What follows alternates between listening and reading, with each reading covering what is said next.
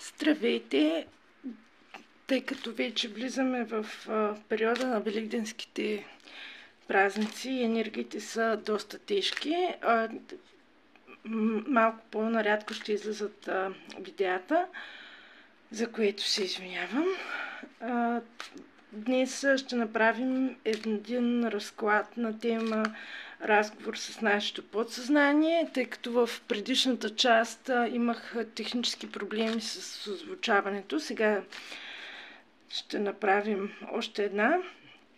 Това не е разклад, който предсказва бъдещето. Това са ключови послания, които помагат да видим какво се крие в дебрите на нашето подсъзнание, защото съзнателната част от нас е едва 10-15% и всичката останала информация се складира в подсъзнанието.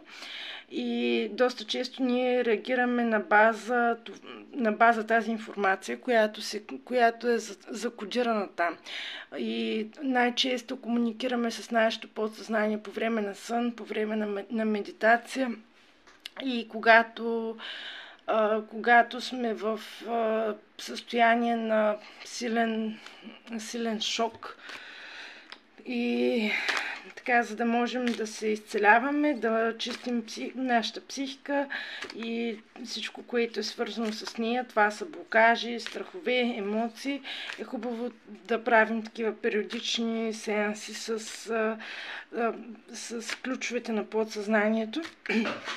За целта използвам Таро Трансърфинг. Видеото е изцеляващо, може да имате странични ефекти, докато го гледате, може да има главоболие, прозяване, оригване, може да ви се доспи, това е нормално. Също така, видеото е актуално във всеки един момент, в който попаднете на него, можете да го гледате повече отведнъж, може в първите няколко слушания дори нищо да не ви влезе в главата. Това е защото работим тук основно първо с подсъзнанието, за да можем да извлечем информацията в горните пластове.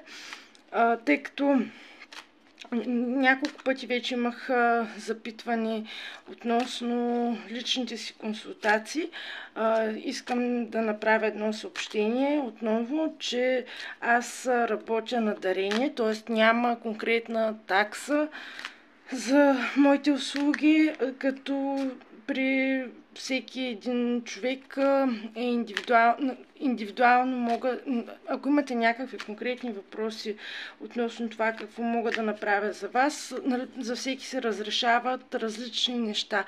Тук няма общ знаменател нито за хората, нито за енергиите. И след кратък разговор, интервю с човека, мога да кажа дали мога да помогна и какво мога да направя за вас. И така, нека да започнем с посланията. Ето, първата карта вече излезе. Няма да го правя този път във варианти. Вариантът ще бъде само един. Да видим.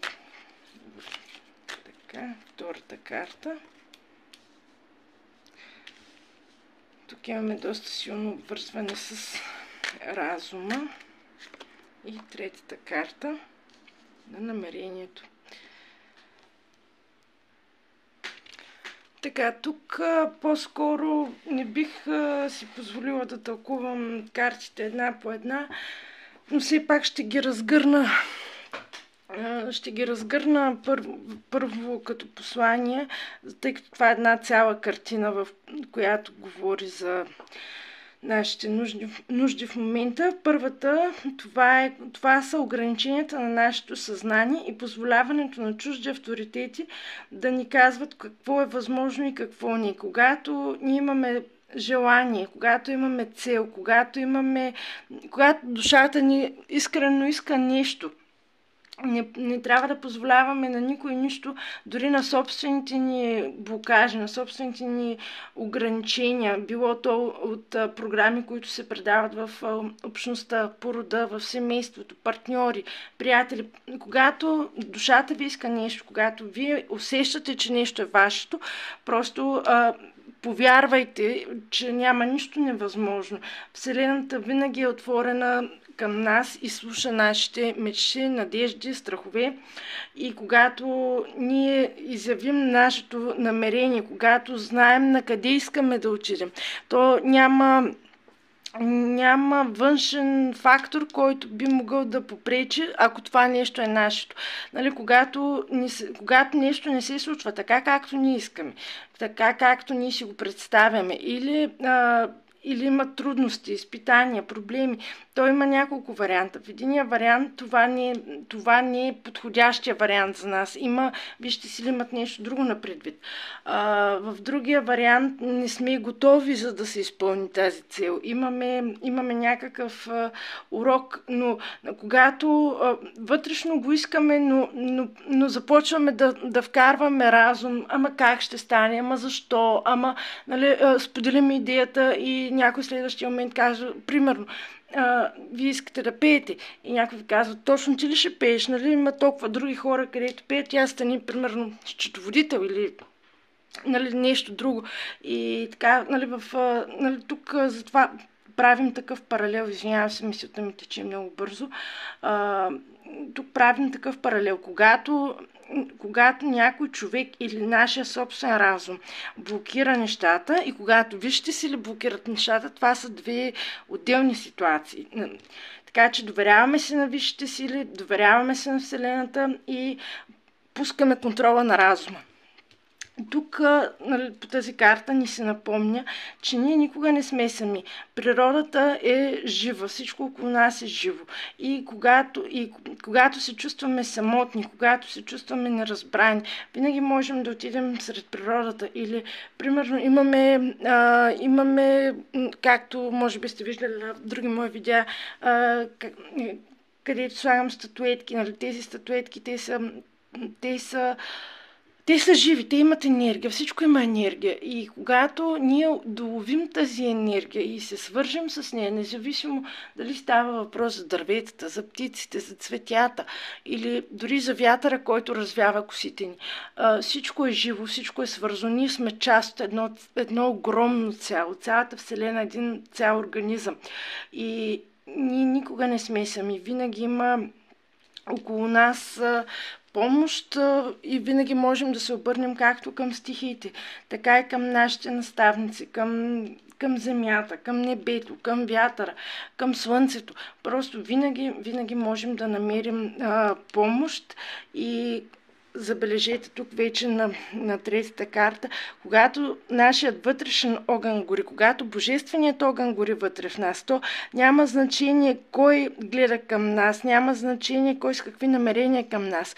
Ние сме дете на божественото и устремени към Бога, ние можем да преминем през всяко едно изпитание, през всяко едно препятствие. Това ни казва нашето подсъзнание, дори може би по-скоро това е съобщение от нашия висш аз, когато намерението е ясно, когато знаем на къде отиваме, когато се обръщаме за помощ към висшите сили, то помощ идва и винаги ще се намери път. И другото, което ни казва тук, да бъдем уверени в себе си, да вярваме в Бог или в Вселената, да вярваме в висшите сили, да вярваме, че има нещо по-голямо от нас, което ни помага и което ни напътства по пътя.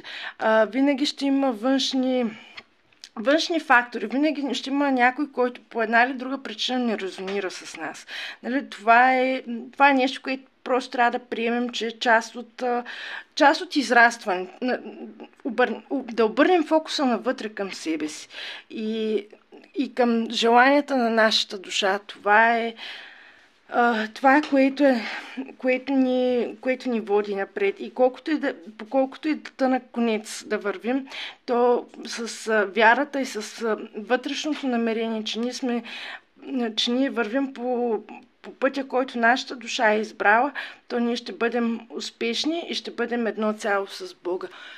Надявам се, така всеки от вас, който има нужда да получи това послание, да намери своята частичка истина.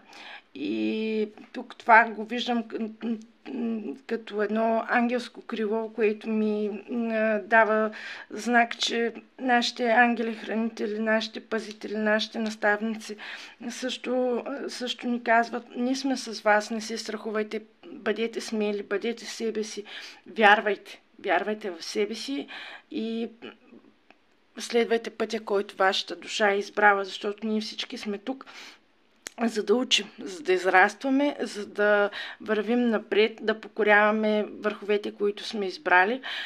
Като, разбира се, ние за някои покоряването на върха днес е да стане от леглото, за друг това е да напише книга или да извърши нещо с голяма стойност, но не забравяйте, всяка победа е важна.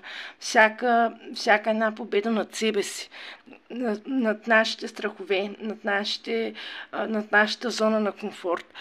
Не се сравнявайте с другите.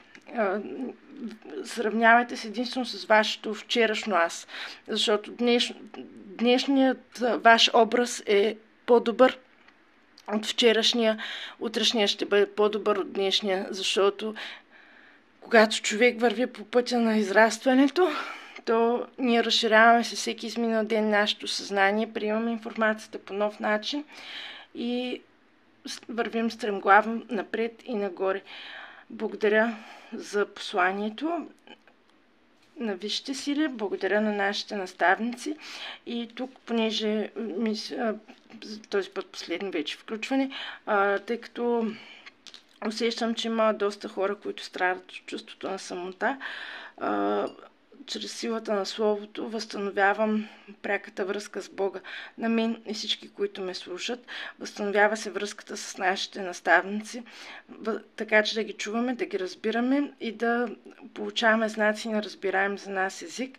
Възстановява се връзката с всички ангели, архангели, духове на любовта и се възстановява божествената връзка Бог, богиня, човек, майка, баща, дете, дух, душа и тяло и се обединяваме в едно хармонично цяло. Благодаря.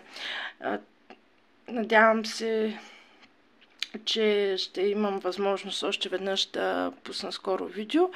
Ако това не се случи до края на седмицата, пожелавам светъл празник на всички. Бъдете благословени и